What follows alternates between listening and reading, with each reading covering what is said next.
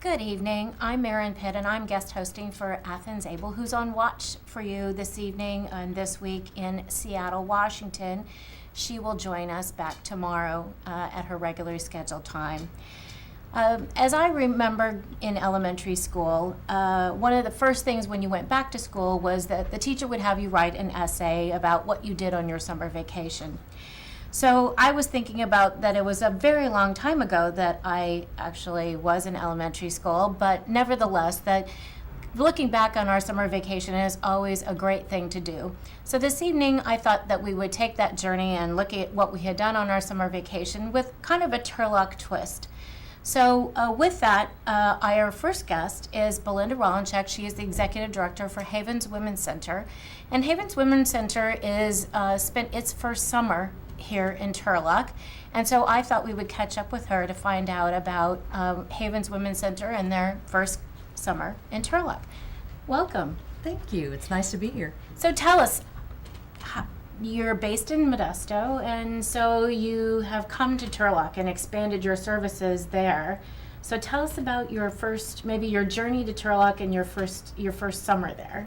Well, that's exactly right. We've been in Stanislaus County for about 35 years, serving the entire county, but we've not had an office or a service site anywhere except for in Modesto.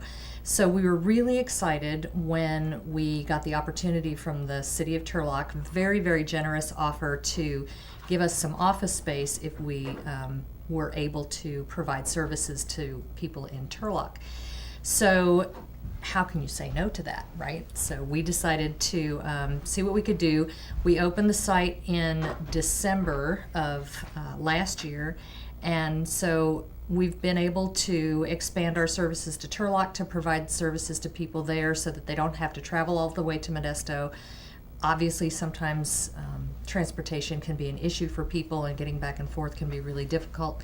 So we're able to provide a variety of services pretty much the same as we do in Modesto at Turlock. It's a little bit different because we're still not fully staffed there, but we're open Monday through Friday from 8:30 to 4:30, and we're able to provide counseling services, legal services, case management, youth services. So we've got some children's groups that are meeting there on a regular basis. We've got support group. Mm-hmm. So we've just got a lot of things going on, and it has been a really amazing experience. And the people in Turlock have been so welcoming and so open to having us there, and really great to work with. And isn't that site right across from the old, well, they're in transition now, but from the police department? So Exactly. That's one of your primary partners. It's one of our primary partners, and they've been so fantastic. We've had such great response from the rank and file officers, from the administration at Turlock PD. They've been great about getting the word out to people that were there,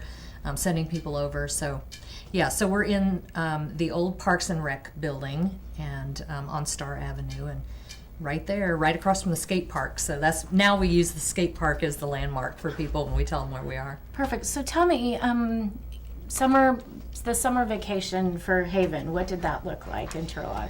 It was very, very busy. It's been really busy. Our clientele, our business has been picking up since we opened, and since word is kind of starting to spread now that we're there. We've definitely seen an increase in people coming in and asking for services. The police department, like I said, has been sending people over. So we're getting a lot of people referred to us through different avenues like that. And we have definitely seen an increase, so much so that we are now in a position that we've got a couple of people that are going to be down there full time now. So we're going to have a full-time legal advocate starting there, starting in October, which will be a really big deal, I think. And we've got a new site supervisor that's there about 20 hours a week right now, and then other people that are coming in and out from the main office. So I guess that's good and bad, huh? That service is so needed there, and that maybe the distance and the transportation were a big barrier for people to seek service. Do you think We think so. We've known for a very long time that the demand was there and that the need was there. I mean, Turlock is the second largest city in the county. Yeah. We get that's directly proportional to the clients that we see and the percentages of clients we see from different geographical areas. So we weren't tremendously surprised, but we were a little bit surprised that it got off to such a quick start. We thought it might take a little bit longer to build, but it's really been a rapid growth. So what were the highlights this summer, or the things that surprised you? Probably just the sheer numbers, and it's been really great to kind of start to get familiar with the community and what the community's needs are. We know that Turlock is certainly a separate, entity from the other cities, and it's just a different community. They have different needs, and so we're really working hard to try to get a feel for that and to see really what people want and need from us and how we can best serve the clients that are there. And so people who want to support Haven, or their mission in Modesto, or their mission in Turlock, what could they do? If you're looking for volunteers or fundraising or... Fundraising is a big thing, because while we got the space for free, we still had to sink a significant amount of money into getting the office up and running. We still don't have dedicated funding for that site. We would like to have dedicated funding for that site, and we would like to have a full-time dedicated staff to that site. So all of that costs, a lot of money.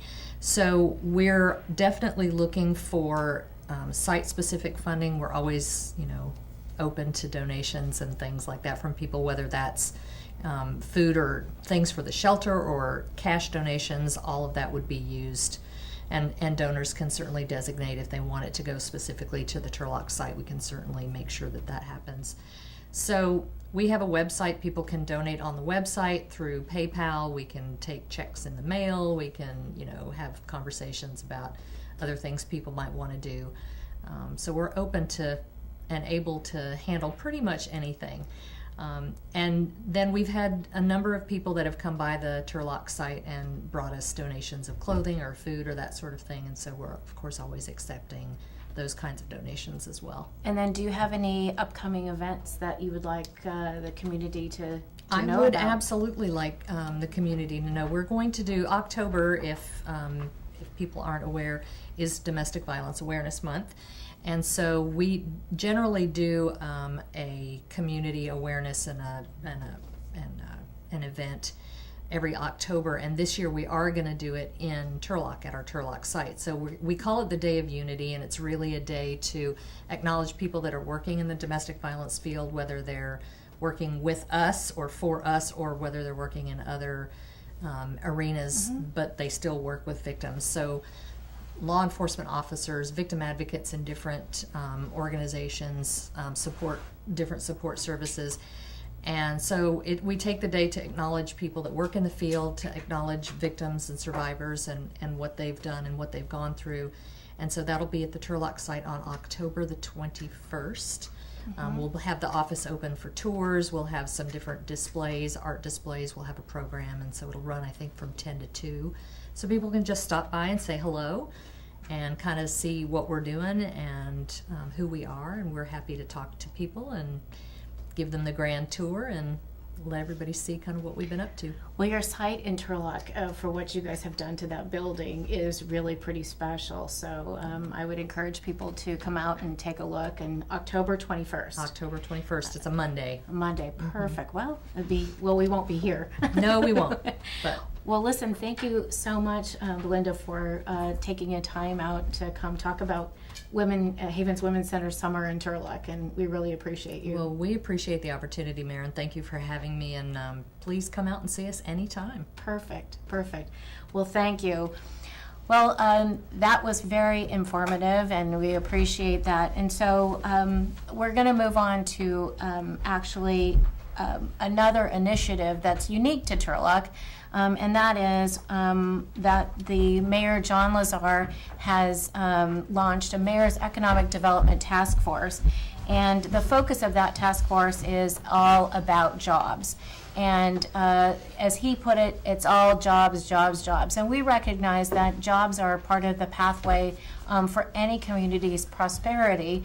If people don't have a job, then they can't buy houses, they can't spend money at our local stores.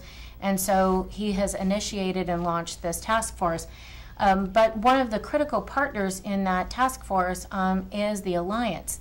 And the Alliance is a unique organization where it's a partnership with the County of Stanislaus and most of the cities, and that it does both jobs and economic development.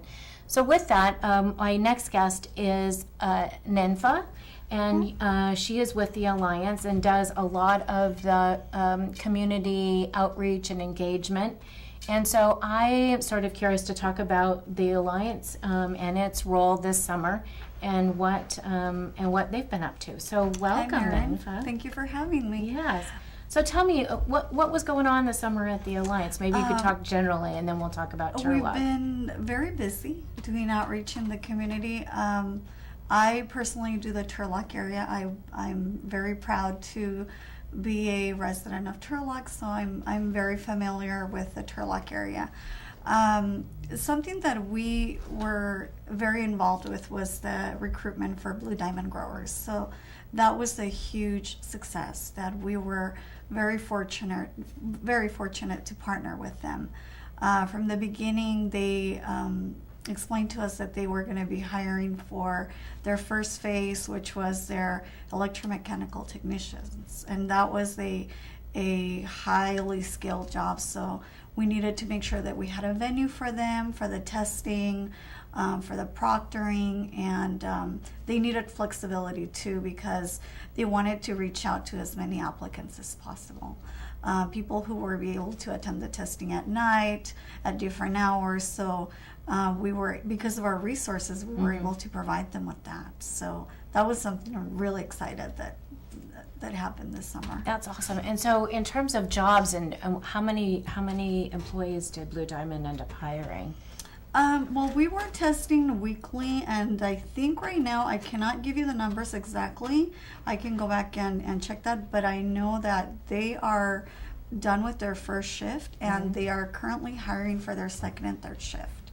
So, Wow. So that keeps everybody pretty busy, huh? Oh, yes, absolutely.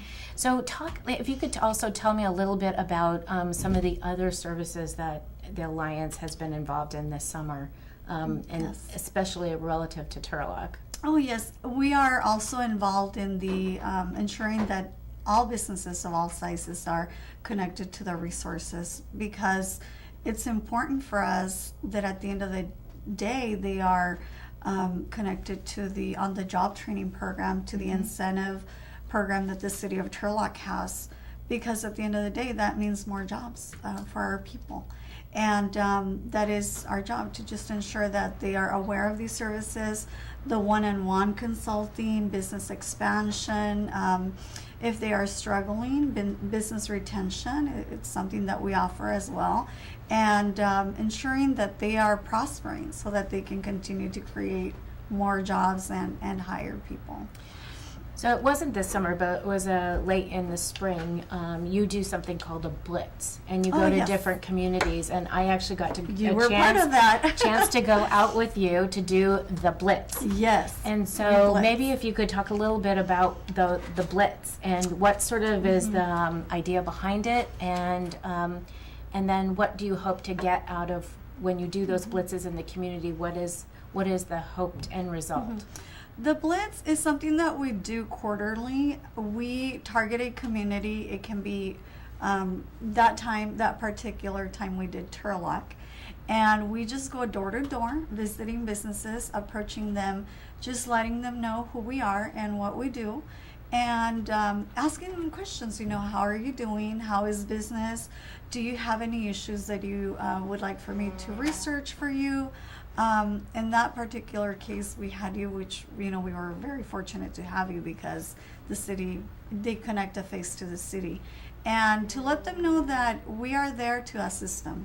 So the blitzes are very successful, because sometimes, whether it's a permitting issue, an expansion issue, a hiring need, we take it back and then we ensure that need is fulfilled. So the blitzes are just to connect a face to our organization, and also be a conduit to the cities, and make sure that we are there to assist them. That's really what it is. That's great. Yes. It was a lot of fun too, and it was one of those things like, what did I say to you? I can't believe we're getting paid to do this. to do that. Yeah. It was, and great feedback from the businesses too. I mean, you can launch programs, but that's usually one of the ways that you get Yes. quality feedback, wouldn't you say? Yes, we may get negative feedback as well, and we take that and we try to work on that issue that they have. That is the purpose of the Blitz, to get out and address those needs that the businesses have. And if we don't have an immediate answer, we may be able to connect them to someone such as yourself, who may be able to assist them with issues that they're experiencing. So what is on tap for the Alliance for upcoming in the fall? Well, we have a major exciting event happening. As we all know, last year we had the Central Valley Job Fair, which was held here in Turlock.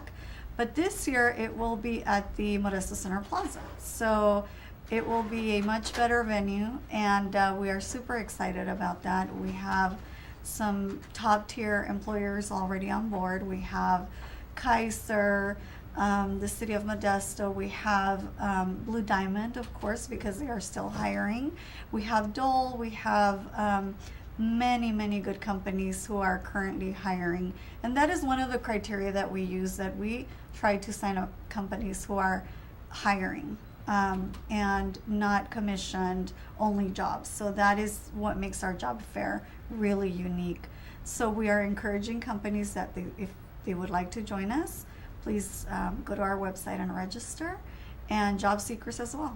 Every job seeker as well. So maybe you can give us the website. If Oh, you yes. could look at the camera and give us the website. You can go to www.stanalliance.com to pre-register as a job seeker and also as an employer. We have a form for both. So www.stanalliance.com. And if you could tell us what date is the job Oh, fair? yes. It's September 25th, and that would be a Wednesday. So it's a week from this coming Wednesday. Yes, at the Modesto Center Plaza. That's awesome. Well, we're looking forward, and hopefully, as we were discussing, that jobs are the way back to sort of prosperity in terms of creating stability in our local economies. So that's just all great news that we have that many companies who are actually back hiring. Yes, it's looking very promising, and we want to be part of that initiative. That's awesome. Thank you. Well, when we come back, we will have more for you about Turlock and sort of our what we did on summer vacation. So we'll be right back.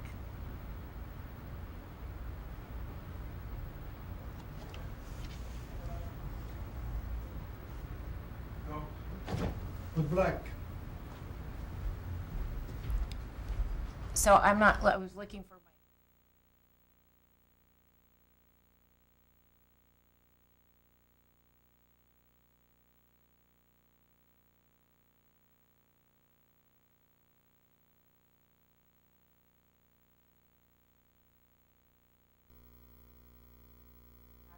You're back. You're back. Okay. All right. Next, we're going to talk a little bit about, about economic development for Turlock with Leanne Hugestad. And she also is actually with the Alliance. And she's going to give us a little more about on the economic development side of what's been going on. So with that, welcome, Leanne. Oh, thank you. Thank you for having me. Oh, listen, it's great. It's great. So you and Nympha actually both work for the Alliance. Yes. And, she does, we were just talking about jobs and the job fair and all of that. But maybe you could give us a little bit about what's going on from an economic development perspective. Glad to do that. And Nympha talked a little bit about the services that we provide and how we all try to communicate with one another when we meet a company or an individual here in the community. If it's something that someone else can do and help with, we make sure to pass that need along to them so that we can make sure that they get all their bases covered. Right now, we're just still out there visiting, trying to get a hold of a lot of businesses. It's a little quiet right now in one respect because of the processing season going on. So everybody's going full bore. But that's what we do on the retention side, is try to meet with as many of the businesses as we can. We've had some that have had some permit issues lately. that we've tried to resolve, and just trying to keep everything moving along from what we were doing before and into the new season. Do we see a lot of companies interested in coming here? I mean, Turlock is one of those places that we have places to put new business, and not every community does, but is there a lot of interest out there for new companies to come? It's interesting that you mention that, because the other day we were looking at some of our numbers from 08, and then we skipped on up to 11, and we started looking real closely at the kind of companies that have been looking in the area. And predominantly food processing and manufacturing keep topping the list of the types of companies that are making inquiries in this area, and the rest is just kind of scattered out with logistics and packaging and a few other things. And that's one of the reasons why some of the areas here in Stanislaus County, like your Patterson area, your Turlock area, your industrial park out there, are very popular. People are always looking for available land and space, and Turlock has a very good setting for that out there. Mm-hmm. And a lot of times we get people who say, I want to be close to 99, or I want to be close to Turlock, or I want to be close to I-5. Mm-hmm. Getting on that road is very important for them. And then having some space here that's ready and available Mm-hmm. for them. Yeah. Because the timelines sometimes can be tight with them. One of the things they talk about in economic development are sort of what they call like industry clusters. And Stanislaus County in general has sort of an ag-based industry cluster, as opposed to, say, the Santa Clara Valley that is more high-tech, or Tracy that's more distribution. Can you talk about what is a cluster? What does that mean? That's true, Maryn. You hit the nail on the head on that.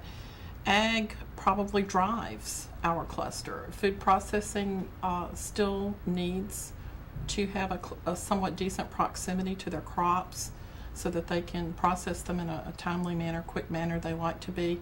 Processors like to have it out of the truck and in the can, as they say, sometimes within 2 hours.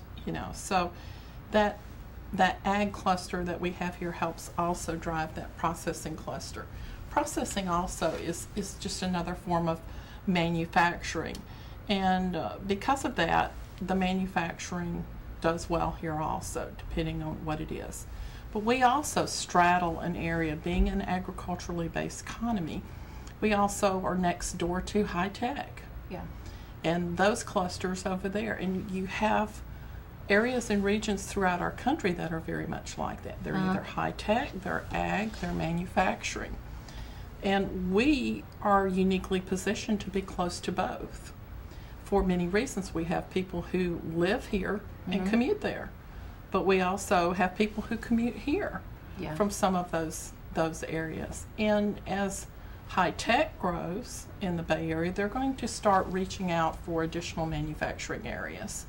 And then we have our great port access here. We are within 80 miles of a port and 30 miles of another one. Yeah. And we have foreign trade zones up and down the valley also. What is a foreign trade zone? Foreign For those trade people zone is an area that has been designated by the government as duty-free. Oh. So when you bring a product in to our country from a foreign country, you may be taxed at a high rate as the whole, but if you bring it in pieces and finish the construction here, your tax rate a lot of times can be lower. So it evens out the competitiveness between the countries. So is that like kind of what we've seen in some of the foreign car manufacturers, where they bring all the parts here and then they'll assemble the Toyota in Fremont or something like Yes. that? Is that something similar to that? Very similar to that. Someone once used the example to me of televisions years ago, bringing them in parts, because you're taxed at a different rate when you complete it versus all the little parts. So it's all about keeping that fairness in the. I had a car, it was a foreign car that was put together in Alabama. So I couldn't figure that out, but that was, I guess that's what that was. I didn't even know it. So, from an economic development, you talked about what we're starting to see over the summer. What do you have in your crystal ball as we move forward in the fall before we hit sort of that crazy holiday season? Oh, yeah. Now, as far as the Alliance, we are attending a trade show next week in San Diego, and it is a retail trade show. So we're going to be there representing the county. And we also have a couple of our city partners that are going to be attending and looking and getting connected with some of the retail people that might work out in their communities. So it's a small show, and then we have a few other trade shows that are in the offing for the next few months, and packaging trade shows, and missions, and to different cities and things like that. So the work never stops. It never stops. It never stops. We have our highs and lows, and NINFA will tell you that. It's either feast or famine sometimes, and sometimes it's feasting too long. Yeah. But we're really proud of what's going to happen with the job fair, and the employers are really jumping into that again and revisiting that with us. Well, and the good news is because it's an ag manufacturing or ag cluster, people have to always eat. We do. They don't always need to buy a new computer, but they do always need to eat. Well, and you just mentioned something very important, because during the meltdown, we were constantly getting reports about what's up, what's down, what's dropping like a rock. And the one thing that stayed steady and climbed was food. Mm-hmm. Everybody has to eat, and we grow everything around here. So We do. We're very fortunate that way, and it actually creates a probably a more stable kind of industrial cluster, if you would say. In many ways, you could say that has been our salvation. These past few years, it has been more stable, and our ag community is a leader not only in the state but in the world. Mm-hmm. And we are one of the top exporters in the world, all the food and the food products that come out of this area. So just kind of circling completely back around to this sort of segment to talk about economic development and about jobs. Where are we with unemployment now in Stanislaus County, or even in Turlock, or compared to maybe say the rest of the region who got hit so terribly hard at the foreclosure and spiked unemployment and part of the fallout from the Great Recession? We have been extremely fortunate in that, and we have seen some of our numbers come up. And we were just talking today about we have a new company that's going to be announcing soon, and of course everybody's familiar with Amazon. They're still looking for a few people, but they're pretty much set. And our CEO today made mention of the fact that just those two companies alone will see the needle move down some with that. So people are slowly getting back to work, and a number of people in our community in the past few years have taken advantage of the training, going back to school, relearning a new career, and going in a different direction, because we have so many new types of jobs that are coming out now that require different skills. And so people are retooling themselves so that they can get back out there and get involved again. Another thing that we've seen here, up and down, it's been kind of up and down, but some of the people that were affected with I call it the crash, were at a certain age and maybe income level and maturity where they've decided to start their own business. Mm-hmm. And they've been boning up on what they need to do on that, getting their ducks in a row, and we've seen some that have been successful, and it's exciting to see that. You can also see that reflected in the entrepreneurial challenge that we have every year, the San Joaquin Entrepreneurial Challenge. Mm-hmm. And the last 2 years, it's been won by someone from Stanislaus County. Wow! Even with second place. Wow, that's awesome. So that entrepreneurial spirit is alive and well in our community, and if they're not going to typical 9 to 5. We have those entrepreneurs out there coming up with the new products, new ideas, new ways of doing things. That's awesome. That's awesome. Well, listen, thank you so much, Thank you, Leanne, for Maryn. joining us, and we really appreciate it, and we appreciate all your efforts to make sure that our economy continues to grow and new businesses come and offer jobs to the people who live here. So thank you so much. Thank you. Thank you for having us. Well, my next guest, now that we've talked about jobs and all of that, is to talk about some of the richness of our community. And so my next guest is another Turlock feature. And Turlock, as you may know, is home to the Carnegie Arts Center.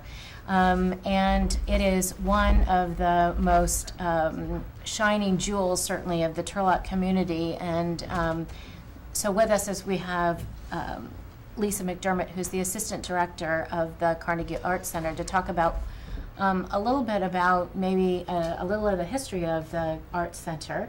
And then we can talk about your summer vacation. Or maybe you didn't get a We vacation. didn't get much, but that's okay.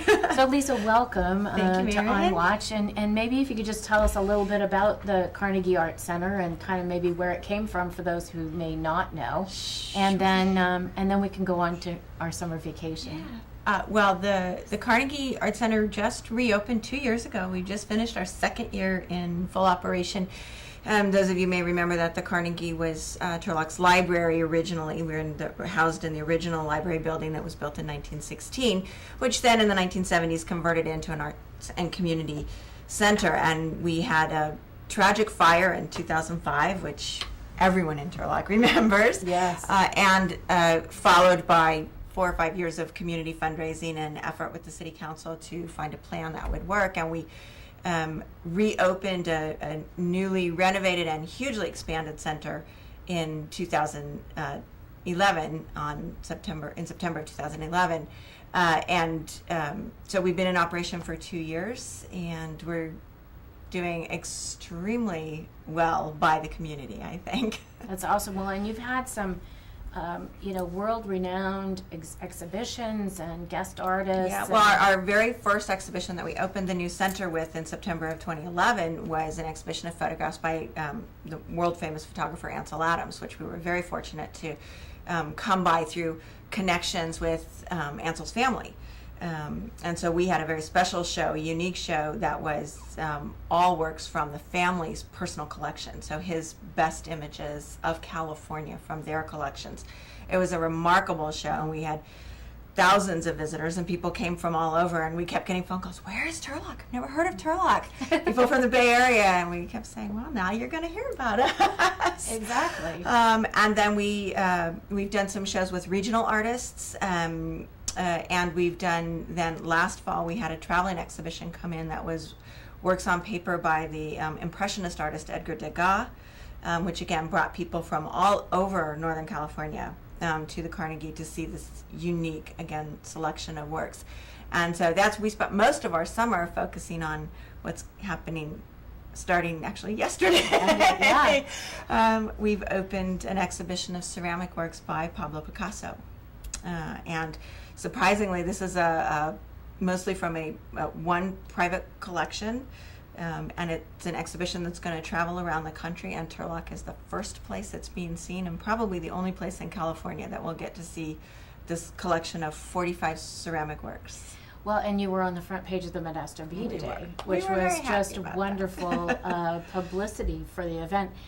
And, I really, my mom was an art minor and, drug me through probably most major museums throughout the United States or places where we had visited.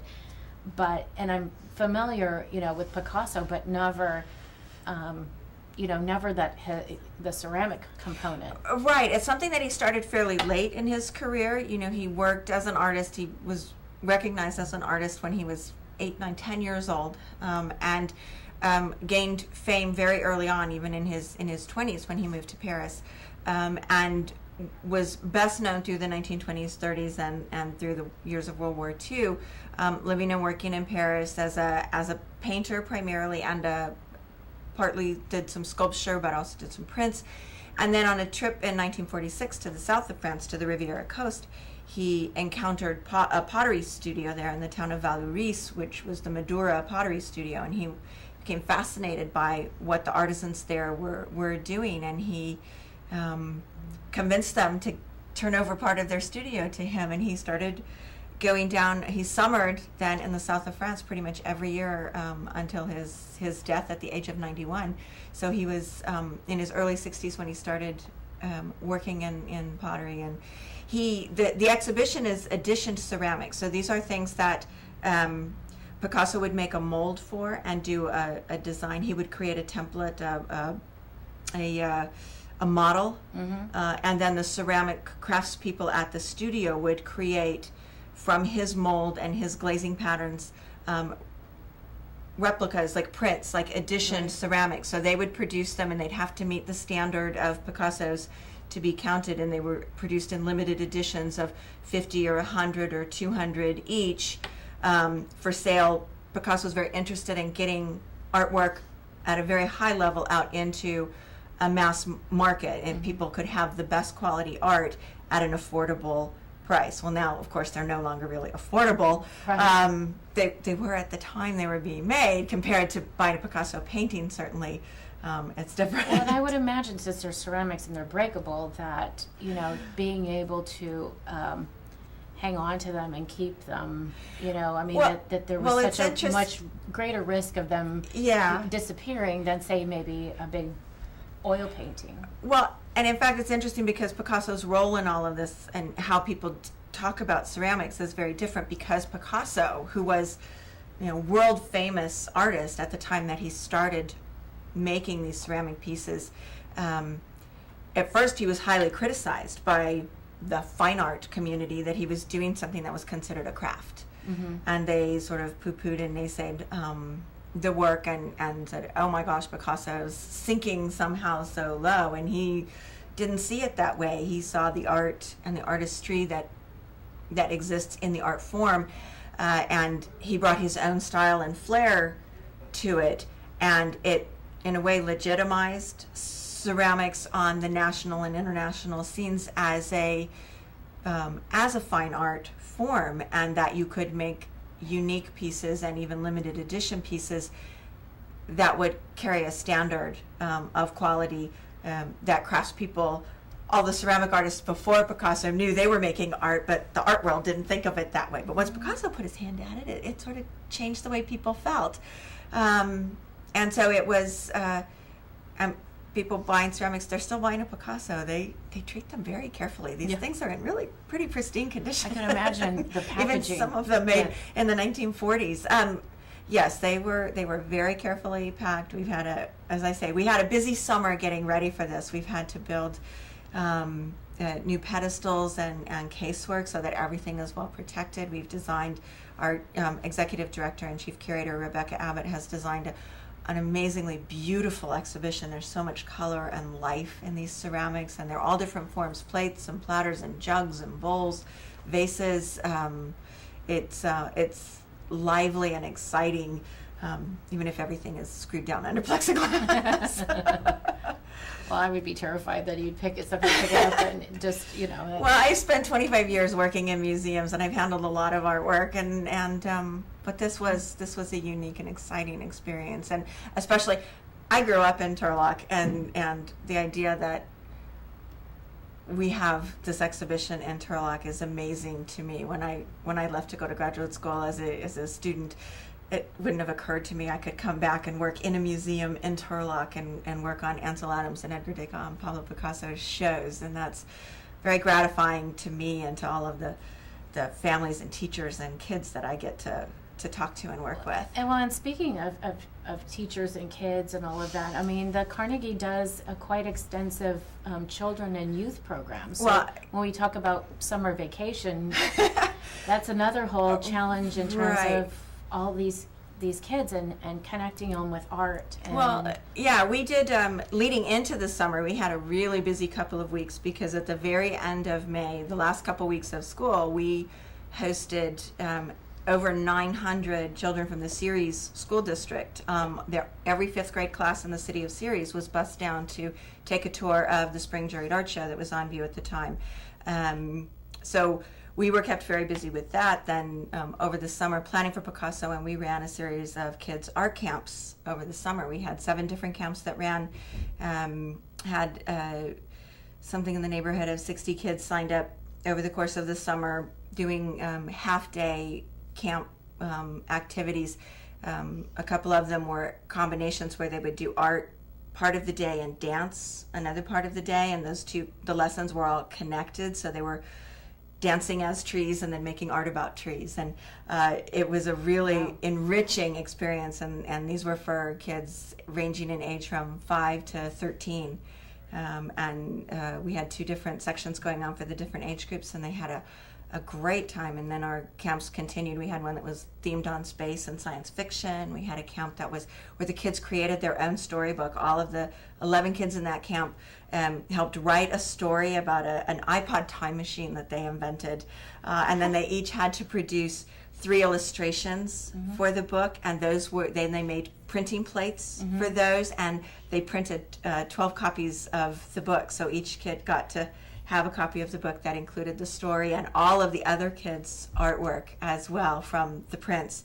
They learned so much, and it was an exciting, fun book to read at the end of all of it too. That's awesome. What a interesting way to connect with kids and bringing art, home basically to Turlock, where Right. in a way that we have never really seen in our region. Well, and as we all know, that arts are the first thing that gets cut from school programs when testing takes the forefront and budgets are cut. The arts programs are always dropped to the bottom of the list. So it's really important from the Carnegie's perspective that we're filling a void so that families with kids who do want to take advantage of those arts experiences have a place to go. There's a resource for them. And then now in planning for Picasso, we've just started confirming and signing up schools that will be bringing classes in to see the Picasso exhibition. And we've designed the tours of the show kids don't just come in the gallery and sit and listen to a docent talk. It's a interactive kind of experience where the kids are brought into conversation with a docent teacher in the gallery, but they also, as part of their tour, get an art lesson. So we take the kids after they've been in the gallery, they go into our art studio classroom, and they actually make a work of art based on what they've been seeing and talking about in the gallery.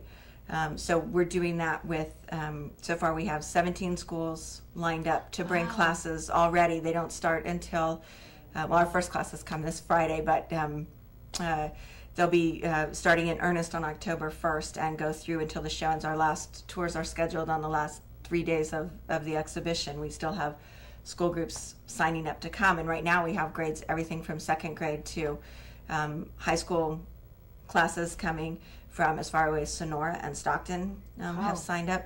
And the beautiful thing about it is, going into this, we did a little bit of fundraising, and we raised about $3,000 from a private family foundation, the Ferrari Family Foundation, and the Turlock Kiwanis donated money toward a fund so that we can pay the costs of the school buses for the kids to come. And after we signed up the first 800 or 900 kids, we exhausted those funds, because it's up to $200 to $250 a bus to bring kids, even from Livingston or Patterson, is about $250 for a bus.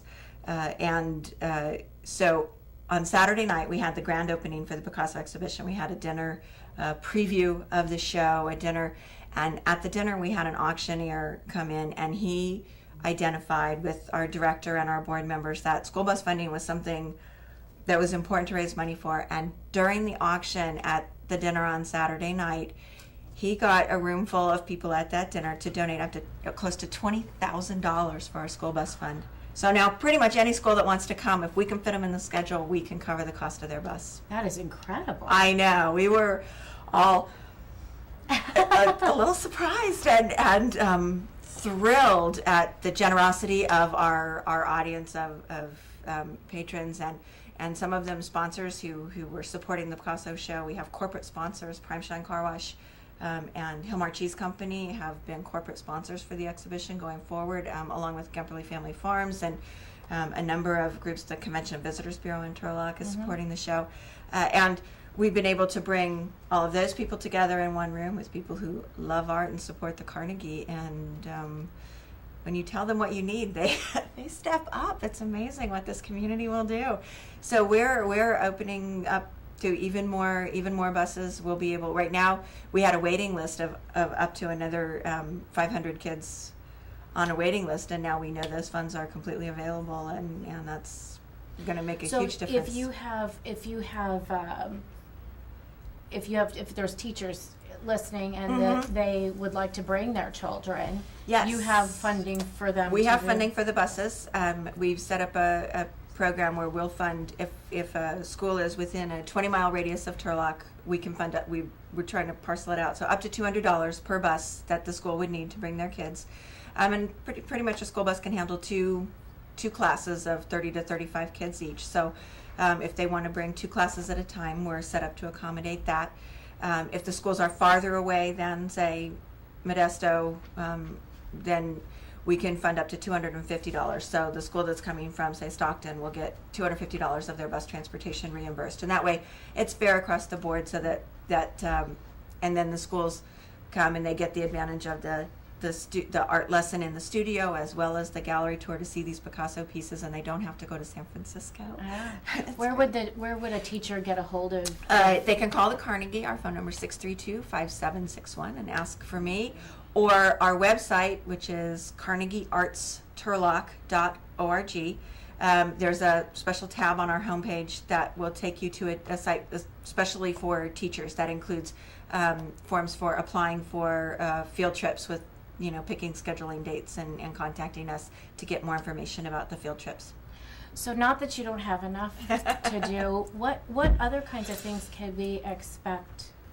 Coming. Well, maybe after, because this exhibit will run through almost through January 15th. We have a great selection of programs for kids going along with the Picasso show. We have a fall schedule of art classes that are going on, and we also have a series that we call Family Fridays. So once a month, we dedicate one Friday night to a family program that is free for families to participate in, and that's sponsored by Turlock's Off Center Thrift and Gift Store. And so coming up this Friday, September 20th, we have the first of our Picasso-related family nights, which is called Play with Clay. And everybody who comes will get to play with clay. Everybody's going to get their hands dirty and learn how to make a pinch or a slab pot. We're going to have an artist demonstrating use of a potter's wheel. And then going forward in October, we'll be having a birthday party for Picasso. His birthday's October 25th, so we'll have a night where we're making all different kinds of art related to Picasso's style. In November, our Friday night, family night, is going to be a celebration of Portuguese culture. And in December, we'll be doing our annual holiday pajama party.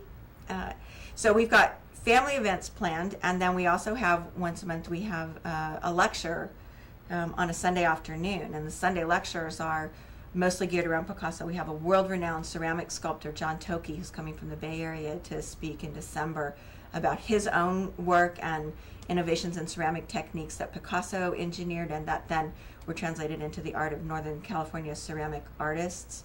All of the programs for the fall related to Picasso and everything we're doing up through January is on our website as well. Wow. Yeah.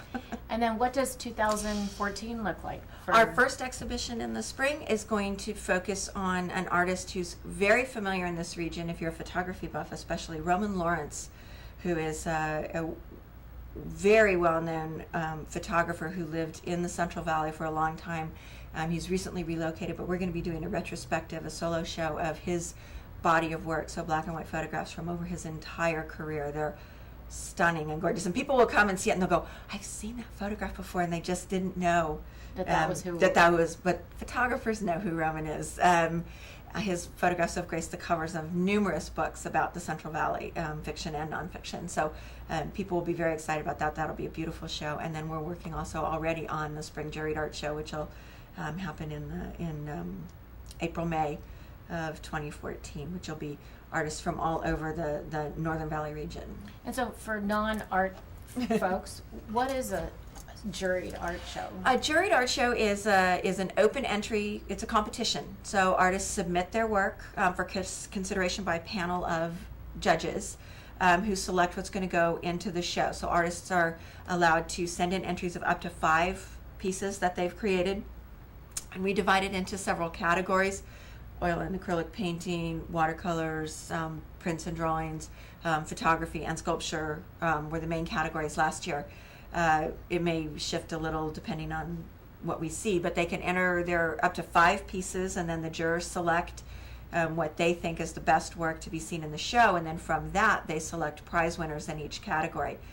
Last year we were able to offer a Best in Show prize of $1,000. Wow. Yes, an artist from Modesto took that prize home this year, and so we're hoping to equal that this coming spring as well, and expand. We had I think we had 83 works were selected from over 200 entries. Wow. That were in the show this past spring in 2013. And it's gotten bigger over the years, and it's something that used to happen in the old Carnegie before the fire. So it's really? a tradition that's returned. It's been a tradition in Turlock for over 30 years, and now it's got a home at the Carnegie now for the last 2 years, and we're really happy about that. Wow.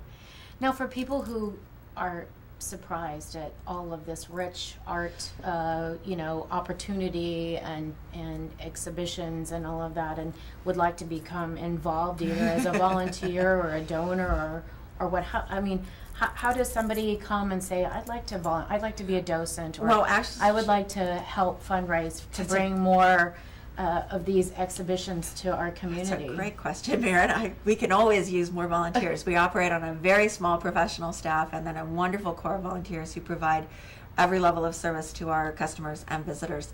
And again, our website is a great place for information. We have a volunteer application form on our website, and our volunteers do everything from giving tours and leading those studio art lessons. And most of that's done by our volunteer docents who are trained with me on the exhibitions, and a lot of them are retired teachers, so all those teachers out there can sign up to do that.